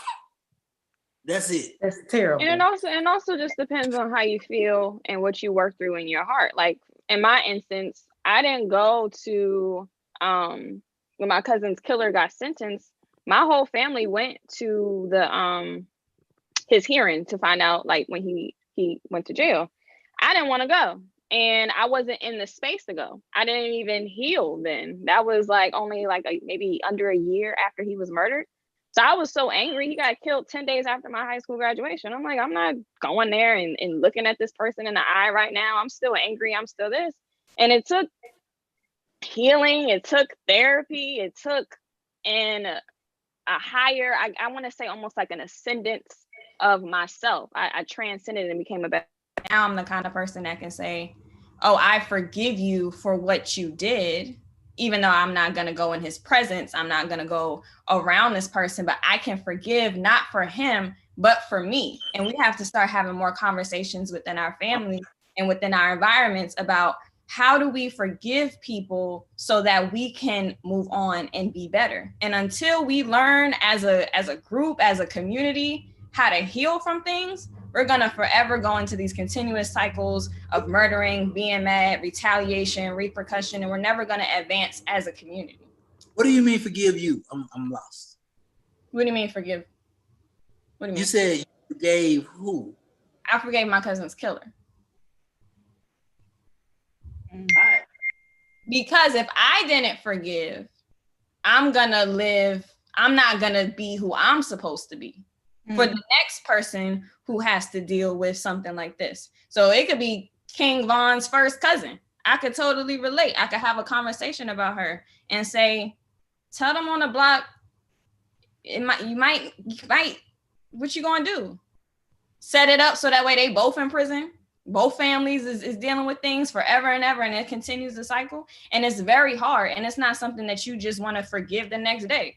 I didn't go to the hearing. It took me years. I'm still dealing 4 years later, but I have to think about my future and my life. And I encourage others to forgive people who have broken them in order to heal yourself. Yeah, and that really is key. Forgiveness, a lot of people don't realize and understand that forgiveness is not for the other person. Forgiveness is for yourself. And if you can't get past forgiving people, then you're going to be the one that's eating up on the inside. They say forgiving people, not forgiving people is like you eating the poison and expecting them to die. Mm-hmm. Like you have to learn how to forgive, because if you don't, it will eat you up inside. And you'll become this bitter person that is just mad at the world all the time. And you'll have this cloud around you that you just can't figure out why things don't ever go your way. You over there not forgiving people. You have to learn how to forgive. It's for you. It's not for them. It's for you. And once you get that in your mind, Romeo, while you sitting over there looking crazy, I'm listening. Once you get that in your mind, that forgiveness really is for you, you'll be able to have peace with a lot of things. I'm not mad at nobody in life in this world. I'm not mad at nobody. I promise you. I don't hate nobody. I don't dislike nobody. I'm not mad at anybody in this world. But I had to learn how to forgive first. Mhm. It's a process. Ebony? I'm listening. I agree 100% with you, Portia. You have to seriously forgive. You can't buy certain things with no amount of money, and certain things is not even worth it. You have to come to a place where you're freeing yourself, Mhm. and you can't buy that. Literally, like, so I agree 100%. Um, you definitely have to get to that place where you can forgive people so that you can move on, because you don't realize how much that holds you up and how much of a hindrance it is to the next place you're going to go in life. So you got to definitely learn how to forgive, Romeo. I'm an Aquarius, and I'm just gonna say that. Lord, every time we find out you're an Aquarius, we have to understand what's going on in your life. Father, Lord. Yeah, all that. Saying like we do. So every time you remind us that you're an Aquarius, we understand. That's that I water love- sign. I love this female empowerment energy, man. This is great. This is wonderful. Yeah. No, but honestly, Romeo, you have to forgive for yourself, not for the other person. Mhm. It's like Okay. you eating a poison and looking over at them, expecting them to die. You gonna die now. Mhm. Now the poison is in you. So Yep. you have to learn how to let it go and be free. Mhm. Yeah, I because am- whatever they did, they'll deal with it on their end. You can't. Yeah. Oh, trust. They'll deal with it. I Yep. don't. My aunt said you have to forgive and forget, and she's right. But I don't mind helping Jesus. I'll help Jesus with the was it retribution? It's Jesus needs futile. help. It's futile. Okay. You let it, just Well, let it go. TR, That ain't none of your business. proud. You just I'm be like, proud I'm of you. good. Thank you. You're a better And person. and I want to say that it takes time. Like that is not something. I wasn't who I am or how I feel. Like I lost my very best friend as the only child. We were 17 days apart. My mom and my aunt had the same baby shower. I lost my best friend. But me at 18 going through that, me at 22, I could be in prison with him in my head. I could be in a casket with my cousin feeling dead right now because I didn't allow myself to move on from that situation and to spread love and to spread light and tell people, put those guns down. Like, it's not that deep. It's not that serious. Like, the street ish is not going to be like around forever. We need to make it cool to grow old. We need to make it cool to get older and see our kids go to kindergarten and graduate from college. Like, we got to stop ending lives under 25 years old. And I think that once people realize the bigger picture in it all, it makes it easier to deal with our personal feelings and ailments, because it's a way bigger picture. It's bigger than me. And sometimes you go through things just so you can realize that you have to be the person that influences a generation to just chill out. That's what I'm talking about. Go ahead, TR. Man, we shall overcome. I'll march with you. But you gotta learn how to forgive first, Romeo. Let me tell you something. Let me tell you something what's going on over here in this world. Over here. In this world over here, stuff don't I get it, you know, people are different and stuff like that. Stuff hit this chest different. Like I don't care. But you need, but see, You know, I don't take energy in. I give good energy out, but I don't take energy in. So it's kind of like, oh, this person mad, this person angry, forgive this person. I'm not even thinking about it. If you mad, then you mad. You can stay mad for life for all I freaking care, because I am not thinking about you being mad. I'm not even thinking about you being hurt. Matter of fact, I'm going to sleep. That's exactly what I'm going to do. And then I'm going to wake up like it's a brand new day and be like, tweedle tweet, doodle doo, and play with the birds. Nobody got time for this extra stuff. It's 2020. If you still dealing with extra stuff in 2020, and I know everybody's in a different place and a different time, I ain't the guy. I have a family, a friend circle, and even y'all, well, y'all two ladies, Ebony new in my life, so she don't really count right now. But y'all two ladies, y'all mentally, y'all are in my protective circle. So if y'all hurt, I hurt. Now, if you think I'm gonna sit here and care, like I care about Portia. Anything outside of Portia, I don't know them dudes. I don't care about them dudes. Portia could be like, oh, my friend fell down and broke his ankle. I don't care. I don't know him. Are you okay? Tiara could be like, oh, my lights went out, but the man next door caught on fire. I don't know, dude, so I don't care. You see what I'm saying? I'm worried about you, the person. Anything outside of you, the person, is not my concern. That's just me. Well, I understand. Do you have anything else in your social report, or is that it? That was it. Well, the question of the day. What's the question of the day? Ebony, help us out with the question of the day as soon as producer Ashley pulls it up. How do you feel once Kamala Harris was announced as vice president-elect? For me, I don't know. I felt, I was excited. Most importantly, I was definitely excited. I was extremely proud of her and the accomplishment made as the first female vice president. I think together we all did a good job in helping her get to that place. So I guess seeing that, it just kind of, it was motivation. Like, all right, y'all, we're here. So what's next? And you know how, like, as a young person, you look at something and it's like, oh my God, if she can do that, then I wonder what I can do. And so it was kind of like that type of feeling for me. Yeah, I felt the same way. Portia kind of reminded me of that time you talked about that episode of Lovecraft where Hippolyta went and did all of those different things. Like, that was the exact moment that it was for me, saying you can be whatever you want to be. And I saw Kamala say something, well, Vice President-elect, Madam Vice President, Kamala say that she used to eat no for breakfast and she never listened to when people say no to her. And that really stuck out to me because she had to fight to get to the position that she's in. And that's a fight that as Black women, we continually have to struggle through and say, no, I deserve this. Excuse me, I'm speaking. I'm going to get my point across, and I have to do the things that I want to do and towards her aspirations and goals. So it was just really inspiring from that standpoint of you have to take what you want. Yeah. You have to be persistent for sure. Romeo? I cried. I legit broke out in tears. Cries there. You know, I'll be honest. Actually, me and my mom watched together, and I laid across the foot of her bed, and we watched together. And my mom said, I would have never believed in my lifetime that I would have experienced a Black president and a Black vice president.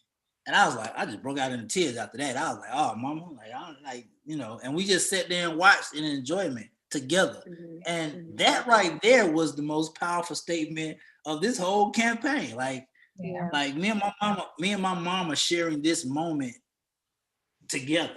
So I'm all for it, man. Let's go. Yeah, I felt extremely, extremely proud. I felt invincible. I felt over inspired. Like, I just felt like really the sky was the limit and you can do whatever it is that you want to do. And I was just really, really, really excited for the younger generation. There's a picture going around social media with Ruby Bridges, her shadow as a little girl walking to school, and Kamala Harris behind her standing up as the vice president-elect. Like, I'm just extremely proud that we are able to, number one, witness this moment in history, and number two, actually have something that we probably thought we would never see in life.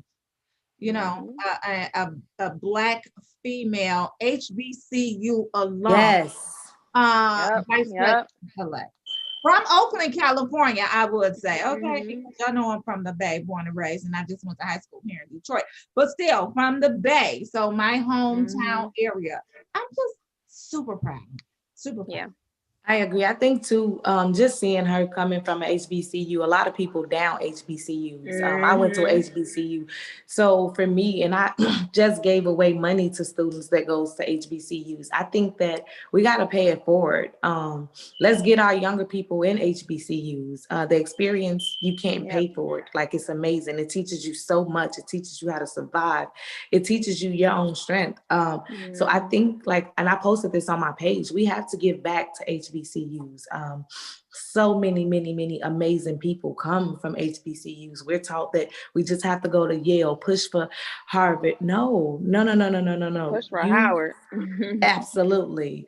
So I think it kind of just showed us a lot of different things as a whole. And it's that Black girl magic that you see right now. Yeah, for sure. Yeah.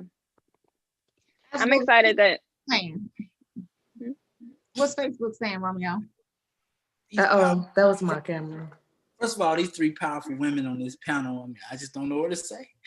Catherine Collins, you are at HBCU Central. I'm excited. A well-executed strategy every time. Vernon Bennett, what's up? Patricia Avery, what's up? Victor Griffin, what's up? A lot of people just checking in all over. I saw somebody checking in from Canada. I missed it, but shout out to Canada. I'll be up there soon, Draken. Give me until February. You said Draken? Draken, Drakind, Draken. What is that? I guess he means like Drake, like the rapper. Drankins, like drinking alcohol? No, Draking. No, like, Drake. Like okay. doctors, Rapper. You get a lighter skin and you get a beard, and then you just walk around saying soliloquies all day. You sound like it sounds like you hating. No, Draking is a thing. Y'all didn't. It's a thing. I didn't know that you could just go get a beard and call yourself Drake in Toronto. Drake, hold up. It's because that's what it sounds. It sounds like you mocking him and you want to be like him with your beard and your drink and you walking around the club trying to sing or say or rap soliloquies. Okay, maybe let me put y'all up on 2020. Draking is a thing. Breezy life is a thing, which refers to Chris Brown. It's a thing. Also, right now, which is a thing, is City Girl, Real Girl. It's a thing. It's just City Girl, Real Girl. When a girl gets dressed up to go get the bag, so she'll go like to. You've been in Atlanta, so she'll do like Lenox Mall, Phillips Plaza, and her goal is to get the bag. It's a thing, man. Drink. Get the bag how? Y'all can tell I'm up. Get the bag how? I'm with you, Portia. I'm not participating. How? Romeo, how? Like you can't just keep checking your head. You gotta explain it. Get the bag. Get the bag. Like you go to certain places where it's predominantly rich atmosphere or rich socialites or whatever like that. And they're like fishing. They're going fishing for men. There you go. Okay. Fishing for men. City girling. Yeah, city girling. Fishing for men. So they going out to attract the men that got the money that they can get their bag. There you go. Like when Ebony went last, like where did you go? I'm sorry. I just to Nouveau, him work to get the bag. Okay, entrepreneur. She said, I got my own bag. I don't even like y'all. Everybody can't be Portia. Everybody just can't have them waiting for them at the door. Like everybody can't be Portia Monique. So some people got a city girl. Everybody should be encouraged to go get their own bag. Period. That's what I'm saying. Oh man, people, it ain't right. Yeah. Carmen don't miss nobody. Look, Kathleen Collins said, "You know how to get a bag, don't you?" See, thank you. Girl, thank stop. You. Thank you. Stop. Now she's blushing. She's blushing. So we have a guest coming up. State Representative Jasmine Clark is about to join us. We'll get her take on the election, how she feels about Vice President-elect Kamala Harris being in office, Joe Biden as well. Welcome to the show, Miss Jasmine Clark, State Representative Jasmine Clark. Please introduce yourself to our family. Well, congratulations first for rolling out, Yes. for winning again. Congratulations on winning your seat. We need great, progressive, intelligent PhD Dr. Clark. For those that don't know, she's representative and a doctor. So we want to thank you so much for coming, but we do want to congratulate you for rolling out AM. Thank you. Thank you. So my name is Dr. Jasmine Clark, and I am the representative for Georgia's House District 108, which is located in Gwinnett County, City of Lilburn, surrounding areas, Norcross, Tucker, Stone Mountain, and Lawrenceville. I am elated to be reelected by my constituency. I think it is a testament to me leading with science, with facts, and just being an all-around good representative to the people who live in my district. It was not a close race like it was in 2018. 2018, I only run by 200 and something votes. This year, I won by 2,000 and something votes. And so I think it was a definitive and commanding win. And I do not take it for granted. And I look forward to continuing to work for my constituents in 2021 and 2022. What did you see happen in this election with Georgia turning blue and the possibility of flipping the Senate, and how you were able to get way more votes than you did last time?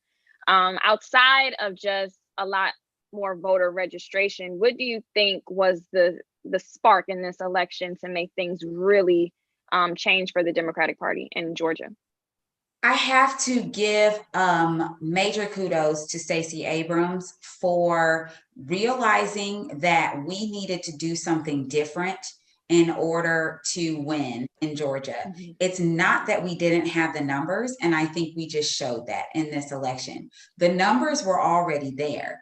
What we needed was to engage those voters. What we needed was to claw back away from the voter suppression tactics, where people had been purged from voter rolls, mm-hmm. and people had been scared out of, voting, or people's precincts had been changed. All the little tiny, what I call microaggressions or death by 1,000 cuts of voter suppression.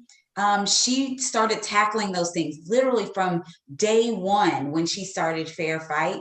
And the work that she has done cannot be understated. It is amazing what she has done. And I think that is just one thing that we've seen. But overall, we were able to just engage more people. We were able to engage more young people and actually get them to show up to the polls. It's one thing to register voters, but it's another thing to register a voter and then make sure that now that they are registered, that they actually vote. I also think that the vote by mail, for all of the issues that we have seen with vote by mail, one thing that we really can't, and this is my hypothesis, I'm a scientist, so the jury is still out on it, but I really truly believe that vote by mail increases engagement, mm-hmm. because the ballot comes to you. You have time to fill it out. You have time to look people up. You don't have a line behind you of people standing there waiting, and you don't feel this pressure to just either choose just anybody or skip a race. You have time. And we had so many ways to turn those ballots back in, whether you did mail it back in or take it to a drop box or take it to an early voting location. And I think all of those things put together, just so many things. There's not one thing, but so many things put together helped us to get a victory at the top of the ticket and force a runoff in this very important Senate race. All of those things coming together cumulatively are why we are where we are right here in Georgia.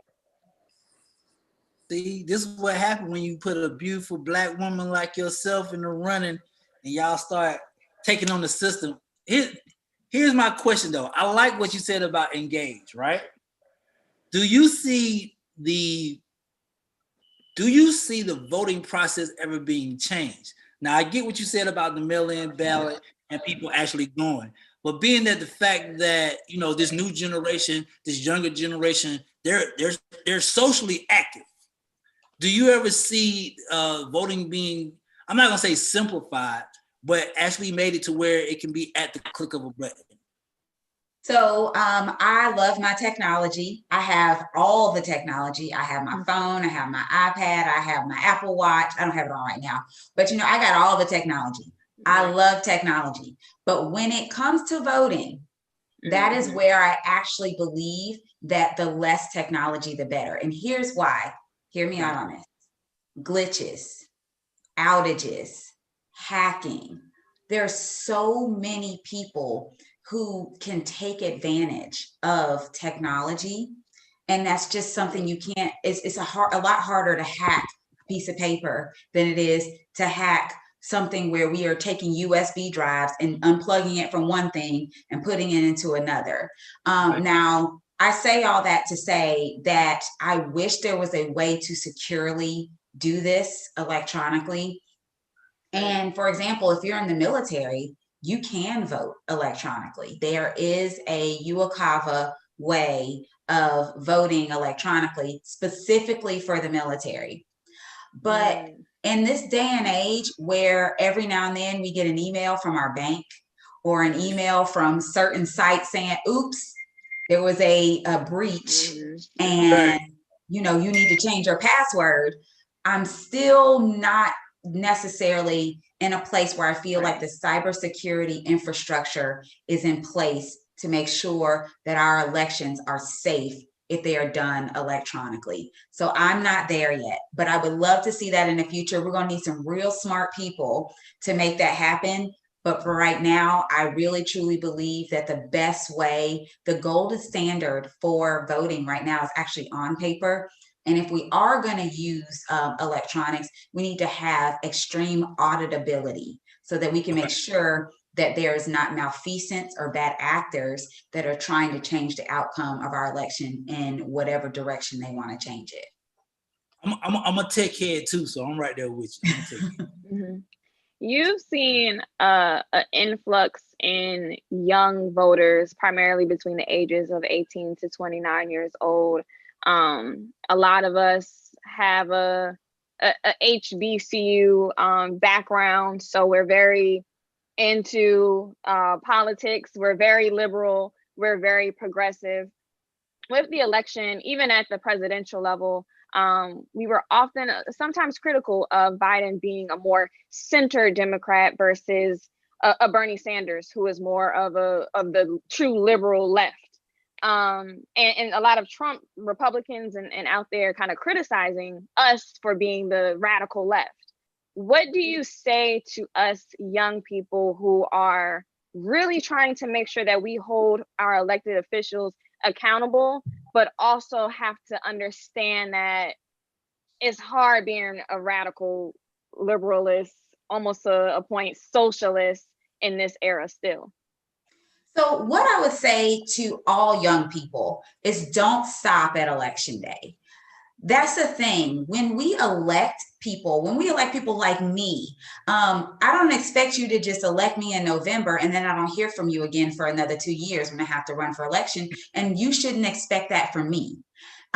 We have to continue to push good policy to the people that are in office.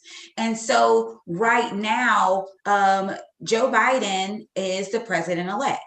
And while his platform may not be progressive enough or liberal enough for some people, I do think that if you can present a case for why the policies that you all are pushing are good policy, and not just to him, but to the people around him and to your Congress people and your senators and your state legislators, you know, these things, they have a way of working themselves out. I always think that in the end, everybody kind of has the same goals.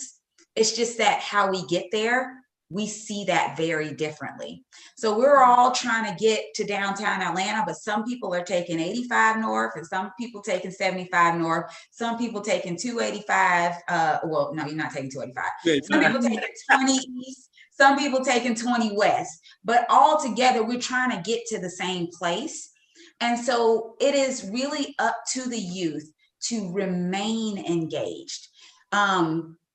The reason why the 65 plus electorate usually gets what they want is because the 65 plus electorate shows up to every election. They don't miss an election. They voting for their mayors, their city councilmen. They're voting every 2 years or every year. Whenever there's an election and they see those little vote here signs, they showing up to vote for somebody. Right. And because they are, when they ask for something, the people who run for office, they're listening to them because they need their vote. The young people need to be that powerful. They need to be an electorate that is taken seriously enough that when y'all say this is what we want, the people running for office are like, look, we can't ignore them, because if we ignore them, they don't show up and we don't have a seat. And so that is really important. Well, I got something to say about that. I'll let Ebony go. Because, well, let me jump in. Let me say this. I'm 100% with you, but here's that fault in that theory. The reason that the youth vote and the young vote slows down is because the engagement slows down. The engagement for the presidential race, it was in your face every day. You saw it socially. You saw it. You could not get away from not seeing it, even walking down the street of Mail.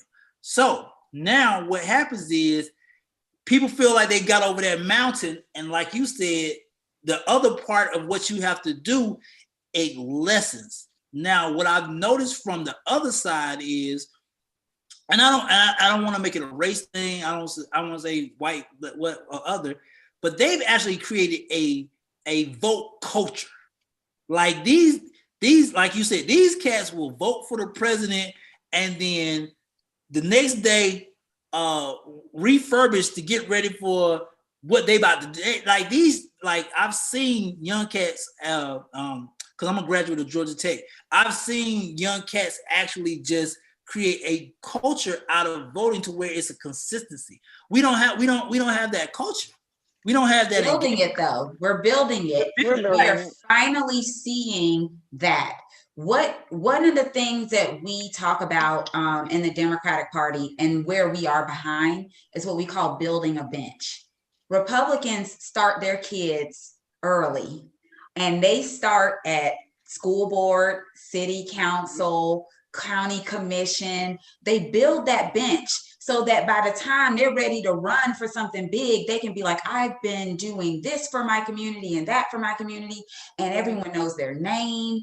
And we have not necessarily been doing that. We've kind of had a defeatist, especially here in Georgia. I feel like we just woke up maybe like 6-8 years ago. We woke up and we're like, oh, we need to be doing this and we need to be having these conversations. I will say, even still to now, as great of a job as we did, I watched things like the Lincoln Project, which were disaffected Republicans. They were very effective. Even still, and I still feel like at the end of the day, we got out messaged. It's just that their message was consistent with ours and they wanted us, they didn't want Trump as well. But we got to work on our messaging. The millions of dollars that they put into think tanks, focus groups, all this kind of stuff, just to figure out what words resonate with people and will change someone's mind, right, or really get someone to vote a certain way or another. They spend millions of dollars on that. Mm-hmm. We got to match that energy. Yeah. And the other thing is, Romeo, for most people over 50, they have an idea of what they'll lose if they don't communicate. So if you think Medicare, if you think of all of the kind of things that seniors think about, they have to be active or that could affect their check. When you're 18, you don't necessarily think about your check because it ain't necessarily coming in the mail. But for a senior citizen, You talk about stopping Medicaid. I can't get free toothpaste. You know, just some of the small things that a person needs, and they're dependent on a system. They're gonna be activated because they know what they lose if the wrong person is there. So I think those are the things. Now you guys can see, well, the reason I went to prison is because I didn't vote or I didn't get involved. Just think about it. Ferguson has been in the majority and did not have a black mayor. They've been in the majority. So voter education for the first time. So, you know. Yeah. And now I think with Miss Jasmine and Miss Clark, tell me if I'm wrong. I think the point that we were making was the fact that they're still being taught the value of that dollar. They're still being taught the value at 18. They're being taught the value of that dollar, where the dollar is going to go. I think the difference, but I think the difference is, and I just want to say this: they fall in line. Yeah, you don't have to ask when they say here are our principles. They fall in line. The difference in our community, you tell a young brother, well, and then you got a whole bunch of bucket, and we like, can we not win, Lil Wayne? Can we not win? Can we not win? Can we just not? Yeah, I mean, Lil Wayne, he doesn't count in this conversation. I think for me, I'm just saying, can we not win, Kanye West? Can we just everybody, all of us, can we not fall in line and we win? Fall in line. You know, I'm not worried about if she black enough for me. She black. Okay, next. Can we fall in line? You know, I think it's a fall in line principle in addition, Romeo. Yeah. Because they say I'm Republican. The little boy know exactly what that means. Do not like that. I think there's been a lot of distrust of the Democratic Party. And this is, I guess, me, I don't want to say I'm speaking on behalf of young people, but we're like, okay, we put y'all in office. What are y'all going to do for us now? We had a black president, and then there was still a Trayvon Martin and all of this. And I love the Obama family. I love their administration. But at the same time, we're like, okay, we got a lot. We're holding the Democratic Party accountable. And if we're supposed to get in line and push this movement, y'all got to respect the fact that we put y'all in office. But see, can I speak to something on that really fast? I think one of the things that a lot of people don't realize, and especially younger people, is that it's not going to be any one person that can change things. Barack Obama was president, but he can't do anything but sign what comes to his desk. Of course, there's executive orders, and there are some, I guess, the power of the pen when it comes to executive orders. But for the most part, we can't executive order racism. We can't executive order out like white supremacy. That's going to take everybody in the system being there. And so what I would say is, this is what I mean by staying engaged. We got another election coming up January 5th. That is so important. We can't have that drop off. We can't be like, oh, Joe in there, we're good. And, let's stop popping our bottles, and then we're going to go back to normal, and we're not going to care about January 5th. Because if we don't have that Senate, then Mitch McConnell can do the exact same thing to Joe Biden that he did to Barack Obama, which is stop every ounce of progress and things that he was trying to push. There are things that Donald Trump is celebrating right now, talking about what he did for the Black community, that were there. They were sitting there under Obama and couldn't get through the gate. The military was actually integrated with an executive order. You do have the ability now with the Justice Department. I mean, right now, just from a trauma standpoint, the fact that if something, Louisville, we can now investigate Louisville with the FBI and the Justice Department. To say, what, it's a federal situation. I mean, I 100% am with you about creating a tradition, and we've got to swing. But I think falling in line and understand exactly what you're saying in terms of getting involved. I think the other thing is people need to understand the benefits. They get it. I don't have a job. I'm going to get in the Army. I'm going to get a skill set. They're very clear. They're not unclear. And we've got to, as a community, and I just want to ask you, Representative, what is the Black agenda? At the end of the day, there has to be an agenda for our community that we just adhere to, where every Black person is going to have at least 2 skill sets that they can sell. I mean, it just seems like So that's the problem that I think we have as a community is what is the Black agenda? Because if I'm talking to somebody who lives in one area, their agenda might be very different than the Black agenda of somebody who lives up in North Fulton. What is the Black agenda? That is the $1 million question. And while I do think there are certain things, like for example, weeding out systemic racism, that should be the agenda. We should be, and not just systemic racism when it comes to things like law enforcement, education, healthcare, law enforcement. There are so many things that are ingrained in our society right now that need to be chipped away at. And the same way Stacey Abrams took the time and the money and the resources to start chipping away at voter suppression, we got to do that when it comes to inequities in education. We got to do that when it comes to inequities in healthcare. We got to do that when it comes to inequities in the way that policing and the way that sentencing is done in our country. And corporations doing business with Black people. And the state we got to do that when it comes to contracts, how contracts are divvied out.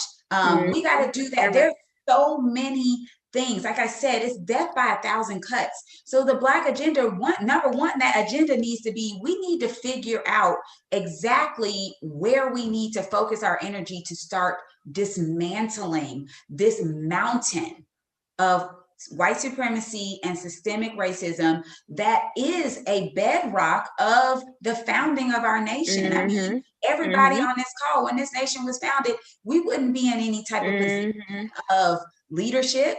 We weren't even considered a whole person. The whole person, 3/5. Yeah, we weren't even considered a whole person. And so we've got to, number one, we've got to fix the inequities in education, but we also have to get the people who have, quote, made it. We got to get them to understand that you only made it as far as the people who haven't quite made it yet. Pull them up too. Don't just say, that's not me. I'm not concerned about them. I'm sorry, Representative Clark, how do we go about doing that? Like, what's step number one? Because let's just say we have respective leaders in every state that are phenomenal. They're Black, they're forward moving, they're progressive. They are the ones that we appoint. How do we get a common agenda amongst all of them and start moving for moving towards this leadership train that says this is what we should be doing?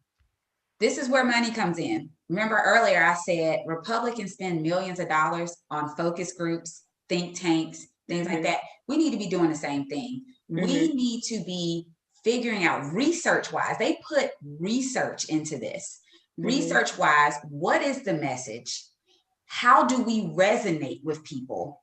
And then once we get it, we need to actually do it. That is what Republicans do. They have been doing it for decades. And so they know that if you say radical socialist, they know that if you say global warming, they know the visceral response that gets in people in there. We need to find them same buzzwords. We need to find exactly what resonates with people at a visceral level. And then we need to start talking to them about it. But we cannot do it, it can't be on a hope and a prayer. It's got to be deliberate action. It's got to be works. Who leads that charge? Who leads the charge, though? I think we are starting to see people lead the charge. Like I said, I feel like, and this is just my opinion, I really truly believe that what Stacey Abrams has done right now, because we're in it, we don't really see the true power of it. But decades from now, she's going to be in somebody's textbook. Like, those same when we talk about John Lewis and all them as being freedom fighters, I feel like she's a fairness fighter. And she is going to go down in history as one of those people. We need more of her all over. But we also need groups like the one she has started to begin to do that research. And so what I don't want is for us to look for a leader. I want us to look for the leader in us figure Yes. out what we can contribute, we as the whole, and then start putting that effort in. That's what we have to do. We have to do this as a people, as a community. You know, in the United States of America, we have the same way we have the buying power. We need to start having that power in other spaces as well. And so it's going to be a collective effort. It's not going to be any one person. And I don't think it we should don't want be one any person. one We ought to person. be tired and understand that we need principles. Like Yeah. what was absent in people going in thinking they could negotiate for us on what the vote's going to be and buying into a platinum plan is that was no principle. We need principles in the people that we have so that we all understand. Home ownership is a principle. Yep. Having broadband for all children is a principle. And we need to understand that those are some of the demands that we want. You know, a living wage. I don't know if it's 15, but damn, at least $10. I mean, you know, you've got poor states that just totally people can't make it off $7.25 an hour. Mm-hmm. I am I team think- Clark. I am Yeah, I'm team all for it. I'm about to email you. Oh, thank you. But I do, I'm ready. I do, before you go though, I do agree with you on one point. I do disagree with you on another point. The one point is on the focus groups. I do agree with you on the focus groups because I always felt that Georgia Tech, when they was put us, you know how they put you in the little groups, the study groups. It was like, okay, let's take a Black person, an Asian person, a so-and-so person. Like I always took that as a mental statement of they're trying to figure out what works and doesn't work. But on the back end of that, I will say, I do think that there could be many leaders, but for this millennial age, they have to have a leader. Like All right, they, Romeo, you up.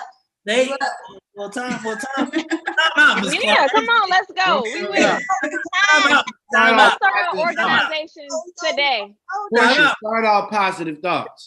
Time out. Positive thoughts. My positive thought is dedicated to Eva Longoria. Even though she made a mistake, I think we should forgive her for her mistake. But as Les Brown says, you have to learn how to fail your way to success. So she made a mistake. She failed, quote unquote.